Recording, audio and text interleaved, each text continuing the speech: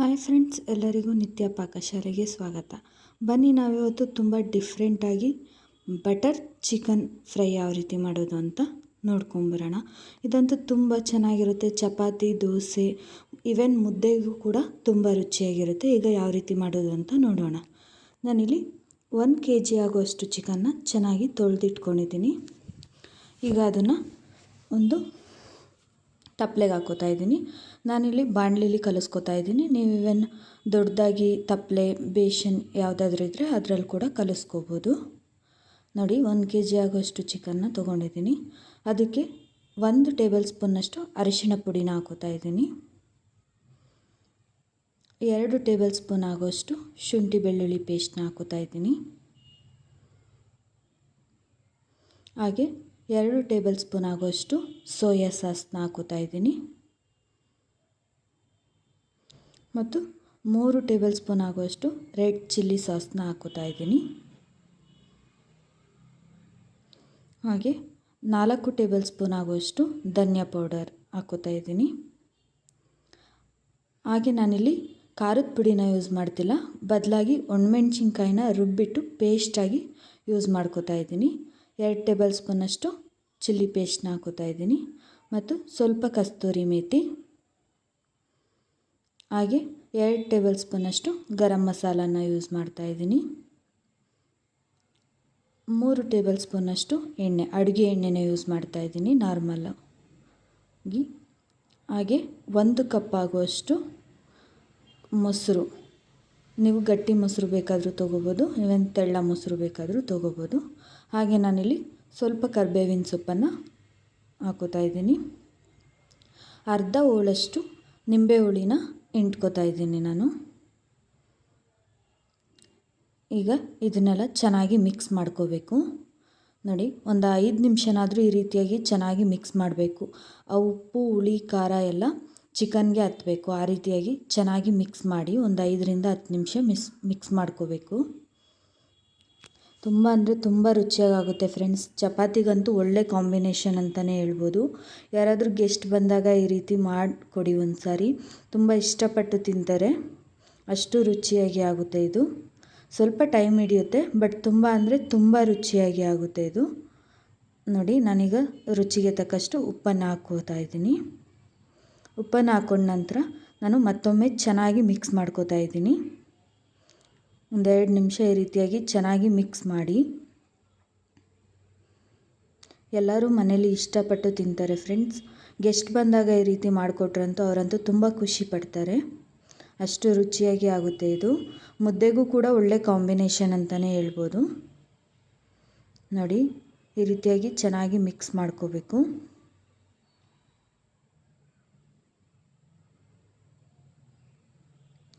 ಈಗ ಮಿಕ್ಸ್ ಮಾಡ್ಕೊಂಡು ಆಗಿದೆ ಫ್ರೆಂಡ್ಸ್. ನಾನು ಅರ್ಧ ಗಂಟೆಯಷ್ಟು ಮ್ಯಾರಿನೇಟ್ ಮಾಡೋದಕ್ಕೆ ಫ್ರಿಡ್ಜ್ನಲ್ಲಿ ಇಟ್ಕೋತಾ ಇದ್ದೀನಿ. ನೀವು ಫ್ರಿಡ್ಜ್ ಇಲ್ಲ ಅಂದರೆ ಆಚೆ ಕೂಡ ಇಟ್ಕೋಬೋದು. ನೋಡಿ, ಈಗ ಮ್ಯಾರಿನೇಟ್ ಆಗಿದೆ. ನೋಡ್ತಾ ಇರ್ಬೋದು ನೀವಿಲ್ಲಿ ಎಷ್ಟು ಚೆನ್ನಾಗಿ ಮ್ಯಾರಿನೇಟ್ ಆಗಿದೆ ಅಂತ. ಈಗ ನಾನು ಒಂದು ದೊಡ್ಡ ಕಡಾಯಿನ ತೊಗೊಂಡಿದ್ದೀನಿ. ಇದು ಕಡಾಯಿಲೇ ಮಾಡ್ಕೋತಾ ಇದ್ದೀನಿ ನಾನು, ಏಕೆಂದರೆ ಅಗಲ ಚೆನ್ನಾಗಿರುತ್ತೆ ಅಲ್ವಾ, ಬೇಗ ಬೆಂದ್ಕೊಳ್ಳುತ್ತೆ ಅಂತ. ನಾನು ಯಾವುದೇ ರೀತಿ ಕುಕ್ಕರು ಆ ಥರ ಎಲ್ಲ ಏನು ಯೂಸ್ ಮಾಡ್ತಾ ಇಲ್ಲ. ಹಾಗಾಗಿ ಕಡಾಯಿನ ತೊಗೊಂಡಿದ್ದೀನಿ. ಅದಕ್ಕೆ 4 ಟೇಬಲ್ ಸ್ಪೂನ್ ಆಗುವಷ್ಟು ಎಣ್ಣೆನ ಹಾಕ್ಕೊಂಡು ಬಿಸಿ ಆದ ನಂತರ ಸ್ವಲ್ಪ ಪುದೀನ ಎಲೆಗಳನ್ನ ಚಿಕ್ಕ ಚಿಕ್ಕದಾಗಿ ಕಟ್ ಮಾಡಿ ಹಾಕೋತಾ ಇದ್ದೀನಿ. ಈ ರೀತಿಯಾಗಿ ಹಾಕ್ಕೊಂಡು ಚೆನ್ನಾಗಿ ಫ್ರೈ ಆದ ನಂತರ ನಾನು ಮ್ಯಾರಿನೇಟ್ ಆಗಿರುವಂತಹ ಚಿಕನನ್ನು ಹಾಕೋತಾ ಇದ್ದೀನಿ.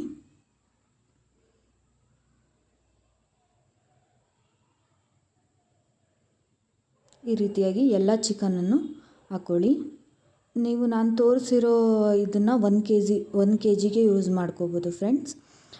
ನೀವು ಅರ್ಧ kgಗೆ ಮಾಡ್ಕೋತೀನಿ ಅಂದರೆ ಇದರಲ್ಲಿ ಅರ್ಧದಷ್ಟು ಹಾಕ್ಕೊಂಡ್ರೆ ಸಾಕು. ನೋಡಿ, ಈಗ ನಾನು ಎಲ್ಲ ಚಿಕನನ್ನು ಹಾಕ್ಕೊಂಡಿದ್ದೀನಿ. ಇದಕ್ಕೆ ಯಾವುದೇ ರೀತಿ ನೀರು ಯೂಸ್ ಮಾಡೋವಂಥ ಅವಶ್ಯಕತೆ ಇರಲ್ಲ ಫ್ರೆಂಡ್ಸ್, ಏಕೆಂದರೆ ನಾವು ಮುಂಚೆನೇ ಮೊಸರಾಕಿ ಕಲಸಿರೋದ್ರಿಂದ ಅದೇ ನೀರನ್ನು ಬಿಟ್ಕೊಡುತ್ತೆ. ಇವನ್ ನಿಮಗೆ ಗ್ರೇವಿ ಥರ ಬೇಕು ಅಂದರೆ ಒಂದೇ ಒಂದು ಚಿಕ್ಕ ಲೋಟದಷ್ಟು ನೀವು ನೀರನ್ನು ಹಾಕ್ಕೋಬೋದು. ನೋಡಿ, ಈಗ ನಾನು ಚೆನ್ನಾಗಿ ಮಿಕ್ಸ್ ಮಾಡ್ಕೋತಾ ಇದ್ದೀನಿ. ಈ ರೀತಿಯಾಗಿ ಚೆನ್ನಾಗಿ ಮಿಕ್ಸ್ ಮಾಡ್ಕೊಳ್ಳಿ.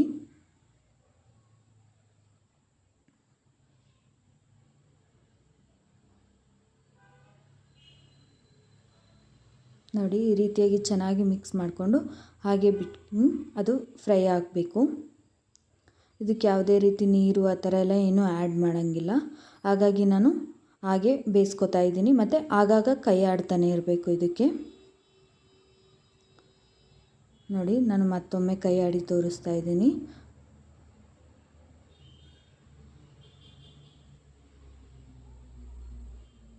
ಇದನ್ನು ಚಿಕನ್ ಇಷ್ಟಪಡದೇ ಇರೋರು ಕೂಡ ಇಷ್ಟಪಟ್ಟು ತಿಂತಾರೆ ಫ್ರೆಂಡ್ಸ್, ಅಷ್ಟು ರುಚಿ ಇರುತ್ತೆ.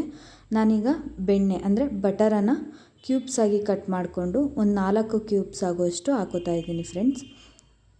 ಇದ್ರ ಹೆಸರೇ ಬಟರ್ ಚಿಕನ್ ಅಲ್ವಾ, ಹಾಗಾಗಿ ಸ್ವಲ್ಪ ಬೆಣ್ಣೆನ ಜಾಸ್ತಿ ಯೂಸ್ ಮಾಡ್ಕೋತಾ ಇದ್ದೀನಿ. ಈಗ ನಾನು ಅದಕ್ಕೆ 2 ಟೇಬಲ್ ಸ್ಪೂನ್ ಆಗೋಷ್ಟು ತುಪ್ಪನ ಹಾಕೋತಾ ಇದ್ದೀನಿ. ನೀವು ಬೇಕೆಂದರೆ ತುಪ್ಪ ಹಾಕೋಲ್ಲ ಅನ್ನೋದಾದರೆ ಬೆಣ್ಣೆನೇ ಕೂಡ ಇನ್ನೂ 1 ಕ್ಯೂಬು ಜಾಸ್ತಿ ಮಾಡ್ಬೋದು. ಏನಂದರೆ ಬೆಣ್ಣೆ ತುಪ್ಪ 2 ಆ್ಯಡ್ ಮಾಡೋದ್ರಿಂದ ಒಳ್ಳೆ ಕಾಂಬಿನೇಷನ್ ಆಗಿ ಒಳ್ಳೆ ರುಚಿ ಕೊಡುತ್ತೆ ಅನ್ನೋದಕ್ಕೋಸ್ಕರ ನಾನು ಇಲ್ಲಿ ತುಪ್ಪನೂ ಕೂಡ ಯೂಸ್ ಮಾಡ್ಕೋತಾ ಇದ್ದೀನಿ. ನೋಡ್ತಾ ಇರ್ಬೋದು ನೀವಿಲ್ಲಿ ಬೆಣ್ಣೆ ಅಂತೆ ಕರಗ್ತಾ ಇದೆ. ಚಿಕನ್ನು ಅಷ್ಟೇ ಫ್ರೆಂಡ್ಸ್, ನೀವು ಬಾಯಲ್ಲಿಟ್ಟರೆ ಸಾಕು ಬೆಣ್ಣೆ ಹಂಗೆ ಕರ್ಗೋಗಿಬಿಡುತ್ತೆ. ಅಷ್ಟು ರುಚಿ ಅಂದರೆ ಅಷ್ಟು ರುಚಿಯಾಗುತ್ತೆ. ನಮ್ಮ ಮನೇಲಂತೂ ಫುಲ್ ಖಾಲಿನೇ ಮಾಡಿಬಿಟ್ರು, ಅಷ್ಟು ಚೆನ್ನಾಗಾಗಿತ್ತು. ನೀವು ಒಮ್ಮೆ ಟ್ರೈ ಮಾಡಿ. ನೋಡಿ ಈ ರೀತಿಯಾಗಿ ಚೆನ್ನಾಗಿ ಮಿಕ್ಸ್ ಮಾಡ್ತಾನೆ ಇರಬೇಕು. ನಾವು ಇದಕ್ಕೆ ನೀರು ಯೂಸ್ ಮಾಡದೇ ಇರೋದ್ರಿಂದ ಆಗಾಗ ಈ ರೀತಿಯಾಗಿ ನಾವು ಮಿಕ್ಸ್ ಮಾಡಿಕೊಳ್ಳೇಬೇಕಾಗುತ್ತೆ ಫ್ರೆಂಡ್ಸ್. ನೋಡಿ ನಾನು 5 ನಿಮಿಷಕ್ಕೊಂದು ಸಾರಿ ಈ ರೀತಿಯಾಗಿ ಮಿಕ್ಸ್ ಮಾಡ್ಕೋತಾನೇ ಇದ್ದೀನಿ.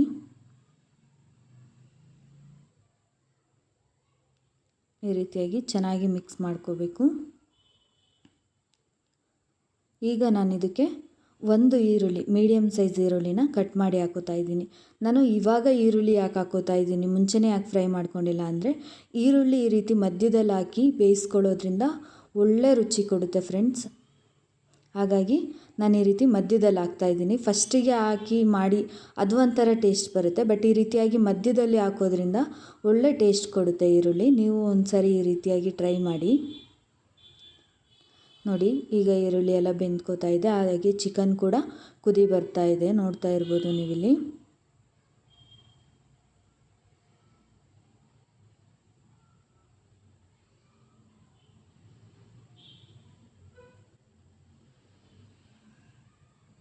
ಇದನ್ನು ಯಾವುದಾದ್ರೂ ಮದುವೆ ಫಂಕ್ಷನ್ಗಳಲ್ಲಿ ಅಥವಾ ಏನಾದರೂ ಫಂಕ್ಷನ್ ಇದೆ ಅನ್ನುವಾಗ ಈ ರೀತಿಯಾಗೂ ಡಿಫ್ರೆಂಟಾಗಿ ಟ್ರೈ ಮಾಡ್ಬೋದು ಫ್ರೆಂಡ್ಸ್. ನೋಡ್ತಾ ಇರ್ಬೋದು ನೀವಿಲ್ಲಿ ಆ ಬಟರ್ ಅನ್ನೋದು ಹೇಗೆ ಎಣ್ಣೆ ಅಂಶನೆಲ್ಲ ಬಿಟ್ಕೊಂಡಿದೆ ಅಂತ, ಎಷ್ಟು ಚೆನ್ನಾಗಿ ಕಾಣ್ತಾ ಇದೆ ಕೂಡ.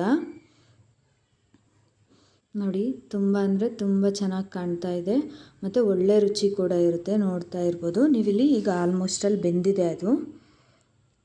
ಈಗ ನಾನು ಲಾಸ್ಟಲ್ಲಿ ಸ್ವಲ್ಪ ಕೊತ್ತಂಬರಿ ಸೊಪ್ಪನ್ನು ಕಟ್ ಮಾಡಿ ಹಾಕೋತಾ ಇದ್ದೀನಿ.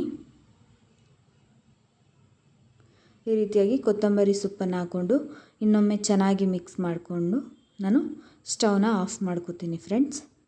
ನೋಡಿ ಈಗ ಬೆಂದಿದೆ. ಗ್ರೇವಿ ಕೂಡ ಇದರಲ್ಲೇ ಸಾಕಷ್ಟು ಆಗೋಯಿತು, ಇದಕ್ಕೆ ನೀರು ಆ್ಯಡ್ ಮಾಡಬೇಕು ಅಂತಲೇ ಏನಿಲ್ಲ. ನೋಡಿ ಚಪಾತಿ ಜೊತೆ ಅಂತೂ ಒಳ್ಳೆ ಕಾಂಬಿನೇಷನ್ ಇದೆ ಇದು.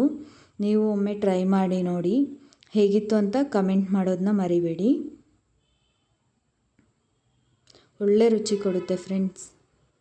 ಪ್ಲೀಸ್ ನಮ್ಮ ಚಾನಲ್ನ ಸಬ್ಸ್ಕ್ರೈಬ್ ಮಾಡಿ. Thank you for watching this video.